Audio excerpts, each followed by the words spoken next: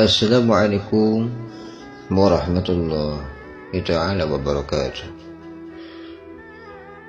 Kisah dan hikmah hikayat orang taib diajak iman.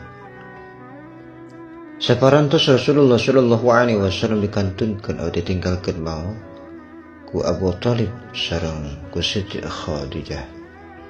Kaum kafirin Quraisy tambah-tambah tindakanana atau kasarna terhadap Kanjeng Rasulullah sallallahu alaihi wasallam.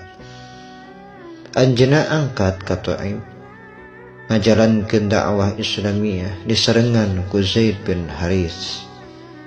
Kawit anu disumpingan ku anjeunna 3 urang gegedug sakit nyaeta Abdul Yail, Mas'ud jeung Hubaib. Anu kahijina nyarita Allah geus ngutus ka anjeun. Anu kaduana nyarita nah henteu aya deui jalma anu buat diutus ku Allah sajaba ti anjeun. Anu katiluna nyarita kaula moal nyarita jeung anjeun. Sabab lamun nya anjeun teh rasul tangtu risi datang bahaya keur kaula. Lamun anjeun bohong ka Allah kaula moal nyarita jeung anjeun.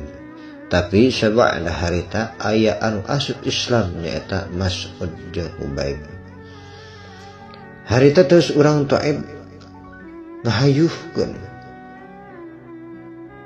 ngahayuhkeun jalma-jalma anu barodo jeung abid-abidna nyaeta supaya pada nyarita atawa nyaraekan ka Nabi jeung nalenggoran ku batu nepi ka tarumpah na Kanjeng Nabi teh beureum ku getih.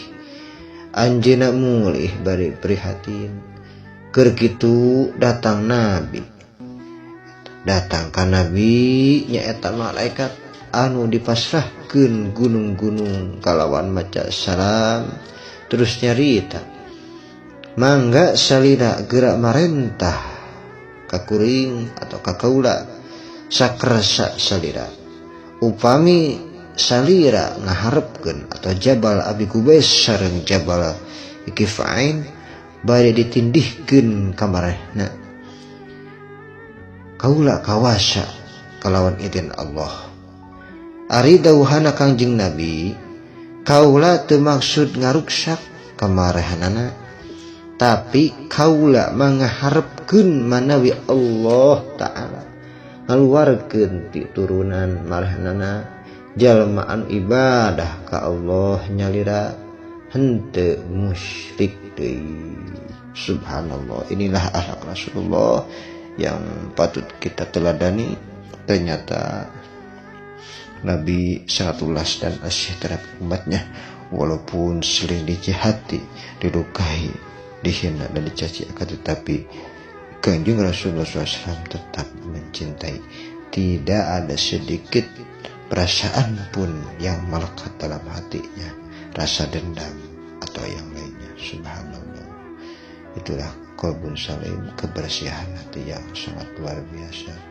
Mudah-mudahan kita bisa mencontoh akhlak Kanjeng Rasulullah sedikit demi sedikit. Mudah-mudahan ada manfaatnya dari kisah ini. Wabillahi taufiq wal hidayah. Wassalamualaikum warahmatullahi wabarakatuh.